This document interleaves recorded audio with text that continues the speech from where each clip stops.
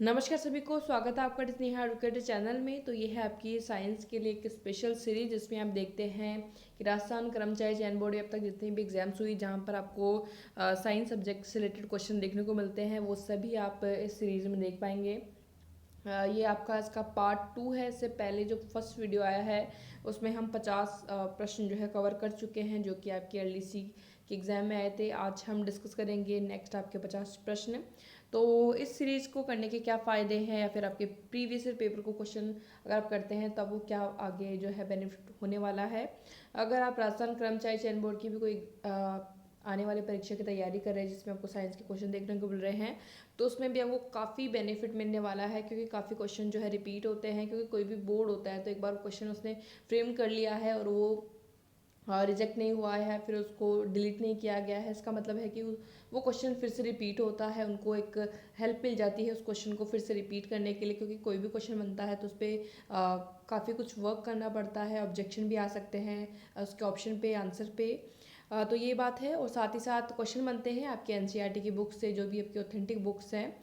तो उनमें मैं बता दूं जितने भी आपके एलडीसी में क्वेश्चन आए हुए हों, चाहे आपके अदर कोई भी एग्जाम में क्वेश्चन आए हैं, वो आपके सारे के सारे एनसीईआरटी पे बेस्ड हैं। किस तरीके से क्वेश्चन आपको लिए जाते हैं और कौन सी बुक आपके लिए इंपॉर्टेंट होगी जहाँ से आपको ज़्यादा से ज़्यादा क्वेश्चन मिलते हैं, वो सभी आप इन क्वेश्चन पेपर के साथ साथ जानेंगे। और जितना हो सके आपको प्रीवियस पेपर ज़रूर सॉल्व करने हैं, चाहे आप पटवारी के एग्ज़ाम के लिए तैयारी करें चाहे किसी और के लिए करें, तो उसमें आपको काफ़ी कुछ बेनिफिट मिलेगा। तो चलिए स्टार्ट करते हैं आज का जो मॉक टेस्ट है साइंस का।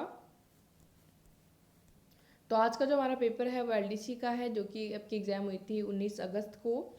तो इसमें आपके जो क्वेश्चन आए हैं वो काफ़ी इंपॉर्टेंट है। पहला क्वेश्चन है, निम्नलिखित में से प्रकाश की कौन सी विशेषता पेरिस्कोप को बनाने में काम में ली जाती है? तो वो ली जाती है आपकी रिफ्लेक्शन, परावर्तन, बी ऑप्शन। एक आपतित किरण एवं समतल दर्पण से परावर्तित किरण के मध्य का कोण 60 डिग्री है। परावर्तित किरण आपतित किरण के सापेक्ष किस कोण से विचलित हुई है? तो ये हो जाएगा आपका 120 डिग्री। तो टोटल मिला के आपका कितना हो जाएगा? आपका इसका 180 डिग्री बन जाएगा। तो इसके लिए इसका राइट आंसर हो जाएगा ए ऑप्शन। नेक्स्ट है, एक कूलाम आवेश में कितने इलेक्ट्रॉन्स होते हैं, ये आपको बताना है। काफ़ी महत्वपूर्ण प्रश्न है, ये काफ़ी बार रिपीट भी होता है। तो इसका हो जाएगा 6.25 इंटू 10⁻18। नेक्स्ट क्वेश्चन है, नेत्र लेंस पर एक अपारदर्शी झिल्ली बन गई है जो कि दृष्टि पर प्रतिकूल प्रभाव डालती है। इस नेत्र दोष को कहते हैं, तो उसको क्या कहते हैं? मोतियाबिंद या कैटरेक्ट कहते हैं उसको।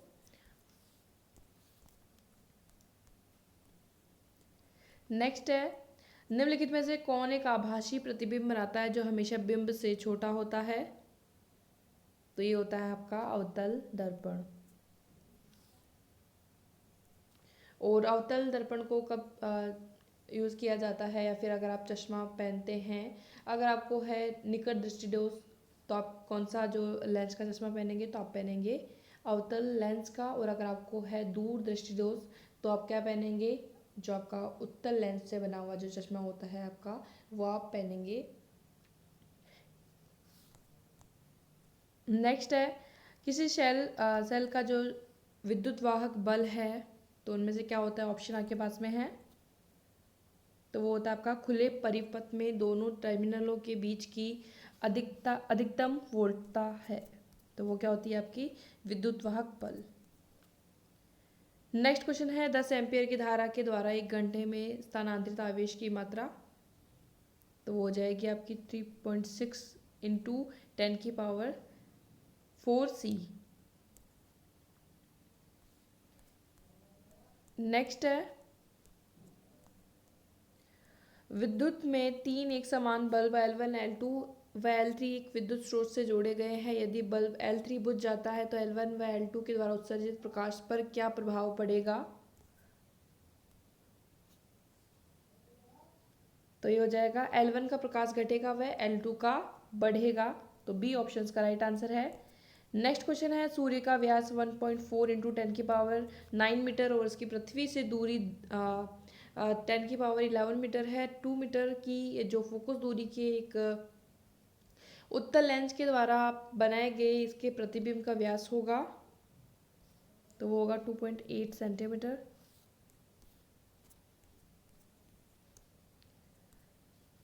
नेक्स्ट है घरों में अधिकतम 15 धारा के लिए विद्युत वितरक परिपथ में फ्यूज तार बना होता है। तो इसमें या तो सीधा क्वेश्चन थोड़ा सा घुमा के पूछ लिया गया है, बाकी ये पूछा गया है कि फ्यूज तार बनाने के लिए आपको कौन कौन सी धातु का इस्तेमाल जो होता है। तो उसके लिए होता है टिन और लेड का, तो आपका हो जाएगा शीशा और आपका 50%। टिन तो बी ऑप्शन जो आपका, सॉरी यहाँ पर ए ऑप्शन जो है शीशा 37%, और जो आपका टिन होगा वो 63%। तो ए ऑप्शन जो है इसका राइट आंसर है। तो फ्यूज तार या फिर टांका इसको बोल भी सकते हैं। तो उसको बनाया जाता है दो धातुओं से, तो होती है आपकी टिन और हो जाएगी आपकी लीड। तो ए ऑप्शन का राइट आंसर है। नेक्स्ट है एक जनित्र में प्रेरित धारा की दिशा ज्ञात करने के लिए निम्नलिखित में से कौन सा नियम उपयोग किया जाता है। तो वो हो जाएगा फ्लेमिंग का दाएं हाथ का नियम। नेक्स्ट है निम्नलिखित में से किस घटना कार्य में विद्युत चुंबकीय प्रेरण का उपयोग होता है। तो वो होता है कच्चे लोहे के एक टुकड़े को धारा प्रभावित प्रणालिका के अंदर रखकर चुंबकित करने में। तो डी ऑप्शन का राइट आंसर हो जाएगा। नेक्स्ट क्वेश्चन आपका प्रतिरोधकता की इकाई है। तो ये क्वेश्चन जो है आपका डिलीट हो गया था, सारे ऑप्शन ही इसमें दे दिए गए थे, तो इसलिए डिलीट कर दिया गया था। वैसे अगर हम बात करें जो रेजिस्टिविटी की, जो आपकी ऐसा ही यूनिट होती है, वो होती है आपकी ओम मीटर।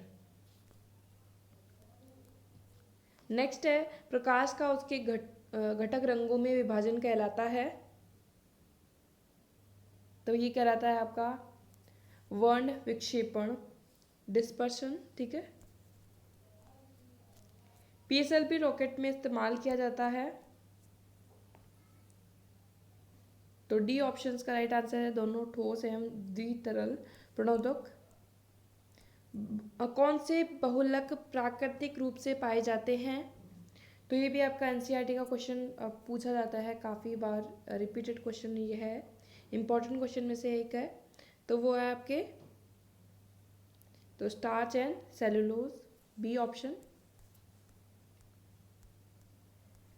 नेक्स्ट है गर्म विधि से किसी तेल या वसा के साबुनीकरण के लिए डैश विलयन काम में लिया जाता है। तो ये क्वेश्चन भी आपका जो है डिलीट हो गया था इसका जो। तो नेक्स्ट क्वेश्चन जो आपका है ये बहुत महत्वपूर्ण है, बहुत बार आता रहता है क्वेश्चन। तो प्रोड्यूसर गैस के बारे में आपको बताना है कि इसका मिश्रण कौन सा है। तो है आपका CO+N2 जो होता है का प्रोड्यूसर गैस होता है। इसको प्रोड्यूसर गैस कहते हैं जब CO के साथ हम N2 मिला देते हैं, कार्बन मोनोऑक्साइड। और अगर कार्बन मोनोऑक्साइड प्लस H2 हो जाएगा तो उसको क्या कहेंगे, वाटर गैस कहेंगे। तो ये होगी वाटर गैस का भी फॉर्मूला आपका जो हो गया CO+H2 हो गया। तो बी ऑप्शन का राइट आंसर है वाटर गैस के लिए। तो पहले प्रोड्यूसर गैस आया, फिर आपका वाटर गैस आ गया, तो उसका आप जरूर ध्यान रखिए, कंफ्यूज ना हो उसमें। नेक्स्ट है शीतलकों का फ्रियोन समूह है। तो ये भी काफ़ी बार आता है। तो ये आपकी है अज्वलनशील एवं मध्यम विषैला, तो non inflammable and moderately toxic.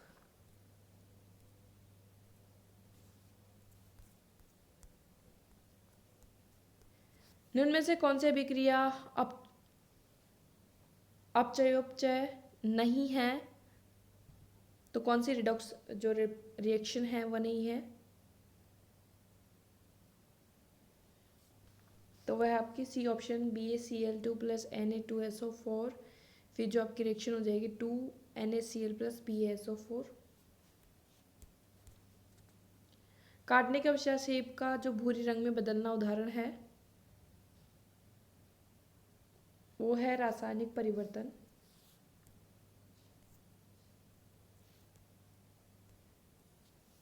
अभिक्रिया रासायनिक और भौतिक परिवर्तन में बिल्कुल भी कंफ्यूज ना हो। रासायनिक जो वर्तन होता है उसमें अगर कोई चीज़ एक बार चेंज हो गई तो अगर वो पहले वाले फॉर्म में नहीं जा सकती है तो उसका मतलब है कि उसमें रासायनिक परिवर्तन हो गया है। और भौतिक जैसे कि पानी है उसको बर्फ़ बनाया जा सकता है, बर्फ़ को मैं फिर से पानी बना सकती हूँ, तो उसका मतलब है भौतिक परिवर्तन है। तो इस क्लूज से आप थोड़ा सा ध्यान रख सकते हैं।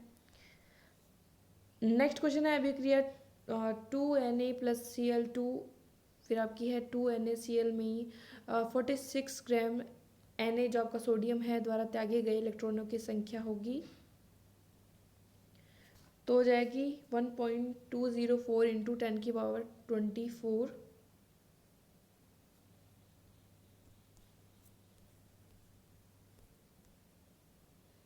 नेक्स्ट है, निम्न से कौन सा विषमांगी उत्प्रेरण का उदाहरण है, तो वह है आपका सी ऑप्शन।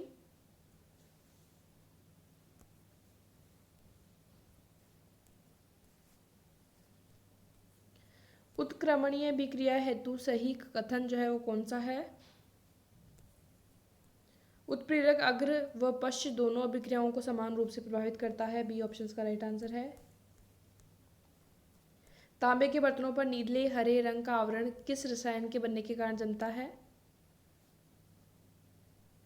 तो जमता है CuOH2CO3, तो ये होता है आपका कॉपर हाइड्रोक्साइड, जो मेनली जिसके कारण क्या हो जाता है आपका नीले हरे रंग का आवरण जो है जम जाता है आपके तांबे के बर्तनों पर। पोटेशियम धातु को अधिक के वायु में जलाने पर निम्नलिखित में से कौन सा ऑक्साइड जो है बनता है,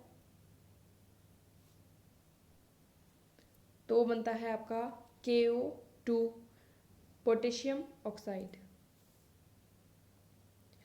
नेक्स्ट क्वेश्चन जो आपका था वो जो आपका डिलीट हो गया था, किस रक्त समूह को सार्वजनिक दाता कहा जाता है, यूनिवर्सल डोनर कहा जाता है, तो ये कहा जाता है O नेगेटिव हो, और यूनिवर्सल रिसीवर जो किसी का भी जो है रक्त इसको दिया जा सकता है, कौन सा ग्रुप जो होता है आपका AB जो आपका ग्रुप होता है उसमें जो है वो जिस भी प्रकार का जो ब्लड होता है वो ले सकता है उस ब्लड ग्रुप का इंसान, तो वो ब्लड ग्रुप का है आपका AB।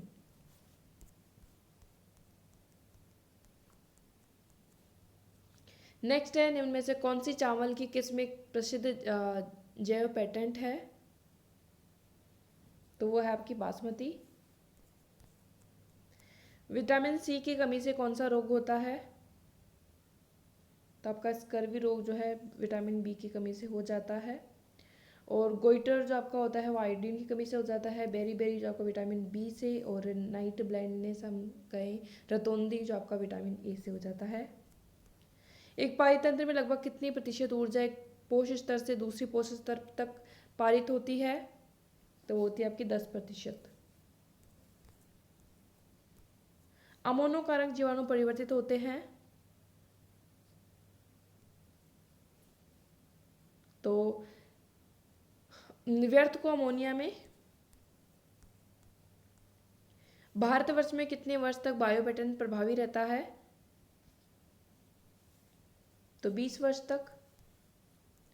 जीव में यकायक पैतृक परिवर्तन को कहते हैं,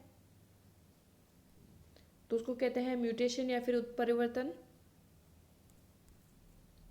वर्मी कंपोस्ट एक पर्यावरण अनुकूलित खाद मानी जाती है जो प्राप्त होती है केचुओं से, अर्थवॉर्म से। नेक्स्ट आपका विपुंसन प्रक्रिया में परागकोश हटते हैं। नेक्स्ट क्वेश्चन जो आपका डिलीट हो गया था, मेंडल ने मटर के अलावा एक और पादप पर कार्य किया है, वह पादप था, तो ये था आपका हिरीशियम। तो ये बहुत महत्वपूर्ण प्रश्न है। गुणसूत्रों के जाल को अभिरंजित नहीं कर सकते हैं, तो क्रिस्टल वॉयलेट से।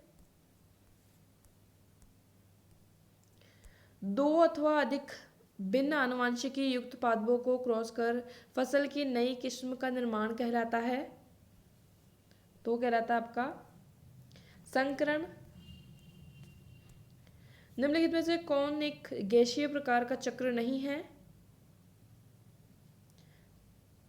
तो वह है आपका नाइट्रोजन चक्र जो है आपका गैसीय प्रकार का एक चक्र नहीं है। कौन से भारतीय वैज्ञानिक को 2016 हॉल ऑफ फेम में जो है शामिल किया गया था, तो वो है आपके जो बी ऑप्शन में है UR राव। नेक्स्ट है भारत का पहला सार्वजनिक इंटरनेट सेवा प्रदाता है विदेश संचार निगम लिमिटेड, VSNL। OSI मॉडल की फिजिकल लेयर का प्रयोग होता है, तो ये होता है कोएक्सिल केबल में। नेक्स्ट आपका इसरो के वाणिज्यिक शाखा का नाम क्या है, तो ये आपका अंतरिक्ष। डैश एक खुला ऑडियो संपीड़न प्रारूप है, तो है आपका ओग वॉर्बिश।